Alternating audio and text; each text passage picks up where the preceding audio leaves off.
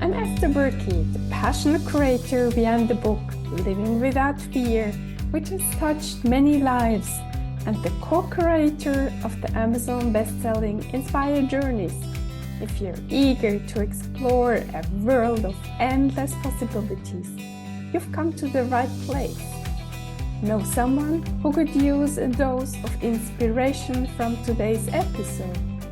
Feel free to share this podcast with them. And don't forget to stay updated by subscribing to my newsletter, joining me on YouTube, and if you found value in what you heard, kindly leave a brief review on your preferred podcast platform with a sprinkle of stars. Your unwavering support truly warms my heart, and I'm deeply appreciative of each and every one of you. Thank you for being here. And today, I'd like to talk once more about self-acceptance. Do you come from a family where love was or still is conditional? Do you have the feeling that you need to be perfect in order to get love and to be accepted? Do you feel stressed, for example, at your workplace because you might be doing something wrong and your boss would call you into his office to talk about your mistake and tell you what consequences your action or behavior will have? Or do you experience in your romantic relationship the need to be as loving as possible? And if you aren't nice, because you might even be upset with your partner, are you afraid of telling your partner what you think because it will upset them? Or are you a mother or father who is afraid to set boundaries with your child when it is too much into computer games or scrolling through social media platforms? Or if your children are already young adults and they make a whole mess in the kitchen when you're gone and they don't clean up before you get home in the evening? Are you able to establish fixed rules without being afraid, like me, that they talk negatively about you as a mother in company with their friends and their dad, who you are divorced from since a long time? I've been there.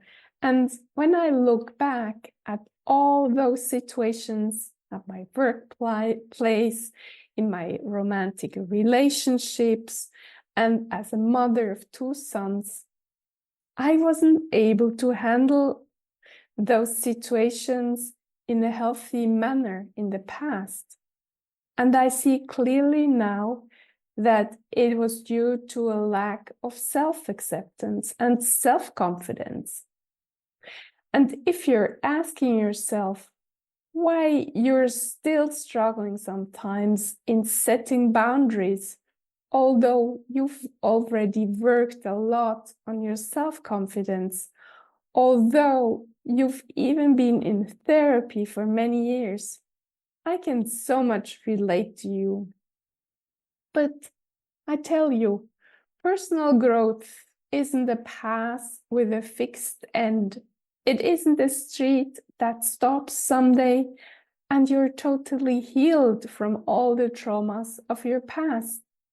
No, it's an ongoing journey, and there are so many things to discover on this path. Whenever you think you cannot learn more about this topic, whenever you think you're definitely done, there is always another detail to think about or dig deeper. Just yesterday, for example, I had a flashback. I was again a child, and I felt in school that my mates didn't like me because in our sport lessons, I was chosen last when we needed to build two teams and two classmates could choose the people they wanted to have on their team. Why did I feel again like that? Yesterday, I did another open water swimming training in a lake. We needed to drive half an hour to get there. In the WhatsApp chat of our swimming club, I wrote the previous day that I have 3 free seats in my car to drive to the lake. I knew one of my swimming mates wanted to come as well because we talked about it that day. But this colleague didn't react to my post. I thought she might have changed her mind. But then yesterday, she arrived with another swimming colleague who had used her car to drive to the lake from the same city I live in. I was very surprised because normally we always create carpools. And when I asked them why we couldn't come all 3 together, they answered me, it had been a very spontaneous decision. What I did and what stems from my old self, from my childhood, the one which lacks self-confidence, I instantly thought something must be wrong with me. They don't like me for a specific reason. They didn't want to drive with me for a particular reason. And I felt rejected and frustrated as I did in my childhood.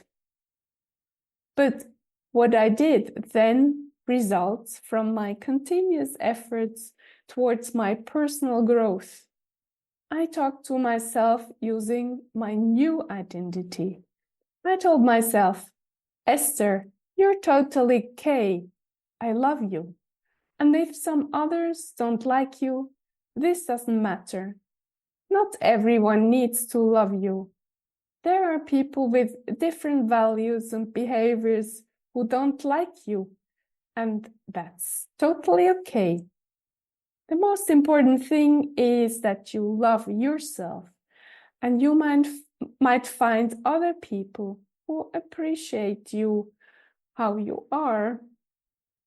And the longer I was working with myself, and the more I let go my negative feelings towards myself and replace them with positive feelings, the better I felt. And I could enjoy the swimming, and I forgot this situation with my colleagues. After the training, I told myself, I want to interact with my swimming mates as if nothing has happened. I want to treat them as if they like me because I like them. And it worked. Have you ever been in a similar situation where you had a flashback from your childhood and you felt rejected and frustrated? Do you remember how you reacted?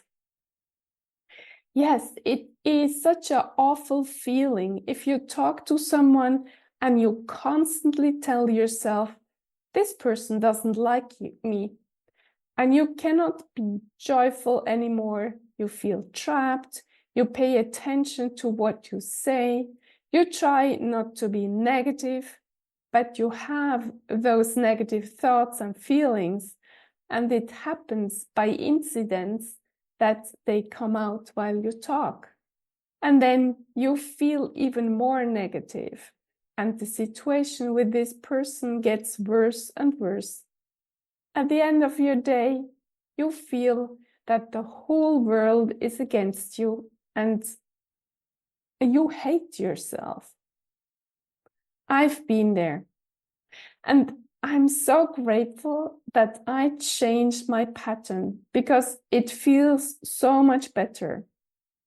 You can talk and be together with any person in your life, and it doesn't affect you anymore. If you're neutral towards this person, or if you're even curious to find out more about this person, you will realize that it has nothing to do with you. It's just the way this person is. And even if this person doesn't like you, there isn't any reason to dislike this person. It might be that you trigger things in them, but those triggers have to do with their past, their childhood, their parents, their experiences. It's nothing about you. Imagine how life gets so much easier with this approach. You don't need to be upset for a long time with someone. You can start again whenever you cleared your own thoughts and when you found back to your own positive feelings about yourself and the whole world. And that's why it is so important not to stop your personal growth journey. There is always more to come to discover. And this is so beautiful.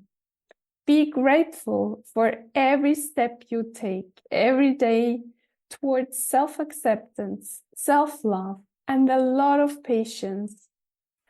I hope this episode helped you to understand better how to work on yourself to be more generous with other people and never stop being curious about them. If you want to get coached on this, book a call with me. Use the coupon code TRANSFORMNOW to get a free discovery call. I also enjoy hearing from you what you've learned. Please share your thoughts on Instagram or YouTube.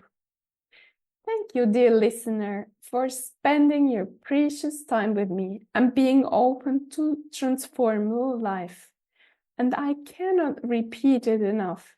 In case you still feel worthless and nobody seems to like you, I tell you, you're amazing.